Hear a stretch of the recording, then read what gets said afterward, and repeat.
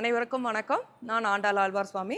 ஸ்ருதி herbal 25வது வருஷம் மிக சிறப்பாக செலிப்ரேட் பண்ணிட்டு இருக்கோம் சில்வர் ஜூப்ளி. இந்த சில்வர் ஜூப்ளியில் நம்ம என்ன பண்ணுறோம்னா தொழில் முனைவோர்களை அறிமுகப்படுத்திட்டு இருக்கோம். இது 6வது பேட்ச். 6வது பேட்ச்சில் ஜெயசுதான்றவங்க வந்து பேச போகிறாங்க. மில்லட்டில் முறுக்கு அதிரசம் எல்லாம் பண்ணுறாங்களாம். அவங்க அவங்க பிஸ்னஸை பற்றி பேச போகிறாங்க. நம்ம கேட்போம்.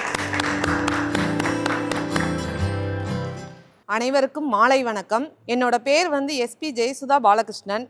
நான் தேனி மாவட்டம் ஏலமணக்கும் போடிநாயக்கனூர் வட்டாரத்துலேருந்து வந்திருக்கேன். நான் எம்எம்எஸ் ஃபுட்ஸ் என்ற பேரில் மில்லட்ஸ் முறுக்கும் அதிரசம் எள்ளுசீடை இந்த மாதிரி பொருட்கள் செஞ்சு சேல்ஸ் பண்ணிகிட்டு இருக்கேன். நான் ஆக்சுவலாக முறுக்கு அதிரசம் இதெல்லாம் 5 இயர்ஸ் முன்னாடி சாதா இதில் தான் பண்ணி எல்லாத்துக்கும் கொடுத்துட்டு இருந்தேன். இப்போ மகளிர் குழு மூலியமாக கேவிகேல ட்ரைனிங் பண்ணிட்டு மில்லட்ஸ் பேஸாக 8 வகையான முறுக்கு பண்ணுறேன். 8 வகையான முறுக்கு பண்ணிக்கிட்டு இருக்கேன். இப்போ மில்லட்ஸை நம்ம 8 வகையாக பிரிக்கணும்னா அதுலேயே பெருந்தானியம் குறுந்தானியம் என்ன இருக்குது. பெருந்தானியம் 3 வகைப்படும். குறுந்தானியம் 5 ஆகும். பெருந்தானியன்ற சோளம், மக்காச்சோளம், கம்பு. மற்ற திணை, வரகு, பனிவரகு, சாமை இதெல்லாம் குறுந்தானியங்கள். நம்ம இந்த 3 மட்டும்தான் முளைக்கட்டி காய வச்சு நம்ம ப்ராசஸ் இது பண்ண முடியும்.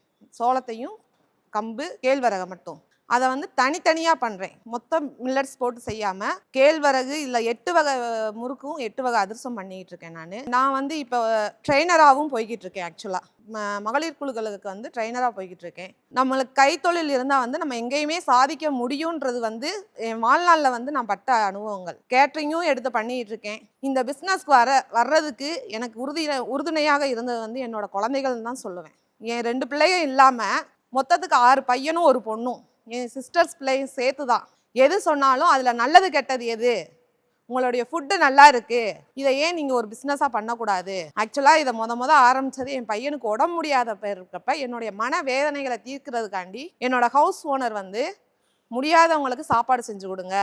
2 வகை தான். இங்கேருந்து ஒரு 2 கிலோமீட்டர் போகணும் அவங்களுக்கு போய் கொடுக்கணும்னா. என் பையனை ஹாஸ்பிட்டல் கூட்டிகிட்டு போய் எல்லாம் பார்த்துட்டு அவனை படுக்க வச்சுட்டு திருமணம் போய் அவங்களுக்கு ஃபுட்டு செஞ்சு கொண்டு போய் அது 3 நேரம் போய் சைக்கிள்லேயே போய் கொடுத்துட்டு வருவேன். ஒரு மனநிறைவு என்னன்னா, அவங்க சாப்பிட்டு ஃபுட்டு நல்லா இருக்குப்பா, எனக்கு கொண்டு களி கிண்டி குடிப்பையாப்பா, வீட்டு குழம்பு மாதிரி இருக்குது, எனக்கு மீன் குழம்பு வச்சு தருவையா அப்படின்னு கேட்குறப்ப அவங்க கேட்குறதெல்லாம் நான் அதிக காசுன்றது வேற விஷயம். நம்மனால அவங்க ஒரு திருப்தியான சாப்பாடு, அவங்க குழந்தைகள் பக்கத்தில் இல்லை, அவங்க ஒரு ஆளாத வயசான ஆளுங்க இருக்காங்க, நம்ம கொடுக்குற சாப்பாடை ஒரு திருப்தியாக எடுத்துக்கிறாங்கல்ல, அது எனக்கு ஒரு ப்ளஸ் பாயிண்டாக இருந்துச்சு. அப்போ இப்போ கேட்ரிங்கும் நான் இடையில செய்யணும். மேக்ஸிமம் 100 பேருக்கு கூட நான் ஒரு ஆளாக செய்ய முடியும் சாப்பாடு. இப்படி வளர்ச்சி அடைகிறதுக்கு முக்கிய காரணமாக இருந்தது என்னுடைய குழந்தைகள் தான் சொல்லுவேன். ஒவ்வொரு தருணத்துலையும் இன்னைக்கு வரைக்குமே என்னோட பிள்ளைகளை தான் என்னோட பெஸ்ட்டுன்னு நான் சொல்ல முடியும். என்னோட திறமைகளை வெளிக்கொண்டு வந்தது பூரா அவங்க தான். எதையுமே கவலைப்படாமல் உன்னோட திறமையை வெளிக்கொண்டு வாங்க அப்படின்ட்டு தான்.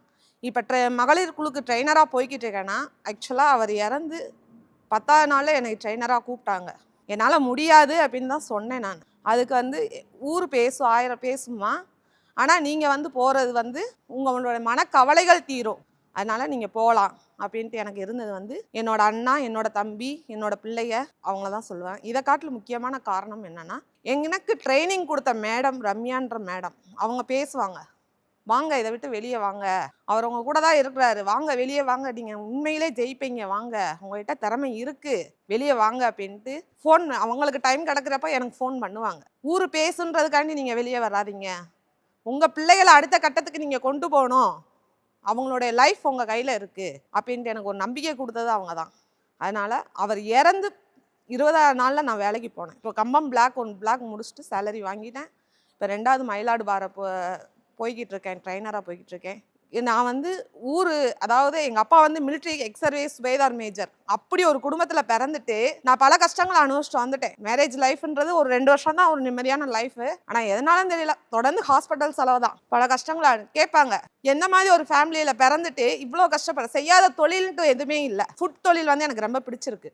அப்போ அவங்க கேட்குறப்ப சொல்லுவேன், இவ்வளோ கஷ்டப்படுறையே என்னத்தை சம்பாரிச்சு வச்சுருக்கேன்னு. எனக்கு இப்போ என்னை தேடி கொடுக்குறாங்கல்ல, அதுதான் என்னோட மன நிறைவுன்னு நான் சொல்லுவேன். இப்போ நான் இங்கே வந்திருக்கேன். ஆக்சுவலாக நாளைக்கு ஒரு வளைகாப்பு ஆர்டரு, என்னால் முடியாதுன்னு சொன்னேன். நான் நைட்டு வந்துட்டு உங்களுக்கு நான் காலையில் 10 மணிக்குள்ளே பண்ணுறது 10 படி சாப்பாடு கொடுக்குறது எனக்கு பெரிய விஷயம். பொருள் அவங்க சொன்னாங்க, என்னென்ன வேணுமோ நாங்கள் வாங்கி வைக்கிறோம், நாங்களும் கூட ஹெல்ப் பண்ணுறோம், உங்களுடைய டேஸ்ட் வேணுன்றதுக்காண்டி அவங்க எனக்கு ஆர்டர் கொடுத்தாங்க. அப்போ ஆண்டவன் எனக்கு அந்த கையில் ஒரு திறமையை கொடுத்துருக்காருன்ட்டு அந்த காடுக்கு நான் உண்மையிலேயும் மனசார என்ன சொல்கிறதுன்ட்டே எனக்கு தெரியலை. நான் இந்த முறுக்கு அதிரசம் இதெல்லாம் பண்ணிக்கிட்டு இருக்கேன். என்னுடைய ப்ராடக்ட் தேவைனாலும் நீங்கள் என்கிட்ட வாங்கிக்கலாம். ஆனால் இந்த இதை வந்து மறுபடியும் போட்ட ஆயிலே திரும்ப திரும்ப போடுறதில்ல. நாங்கள் ஒன்ஸ் தேவையான எண்ணெய் மட்டும் தான் யூஸ் பண்ணுவோம். எங்களுடைய ப்ராடக்டில் வந்து எந்த இதுவுமே இருக்காது. இந்த சோடா உப்பு சேர்க்குறது அந்த மாதிரி ப்ரெசர்வேட்டிவ் எதுவுமே சேர்க்க மாட்டோம். போதும், சேல்ஸ் கம்மியானாலும் நாங்கள் நல்ல குவாலிட்டியாக தான் கொடுக்கணும்னு நினைக்கிறோம். எப்பயுமே அந்த குவாலிட்டியில் வந்து நாங்கள் இது பண்ண மாட்டோம். அதனால் எங்களை நம்பி நீங்கள் வாங்கலாம். உங்களுக்கு மொத்த பல்க் ஆர்டர் வந்தாலும் என்னால் ஒரு நாளைக்கு முடிஞ்சது 500 முறுக்கு கூட 500 அதிரசம் கூட என்னால் போட முடியும்.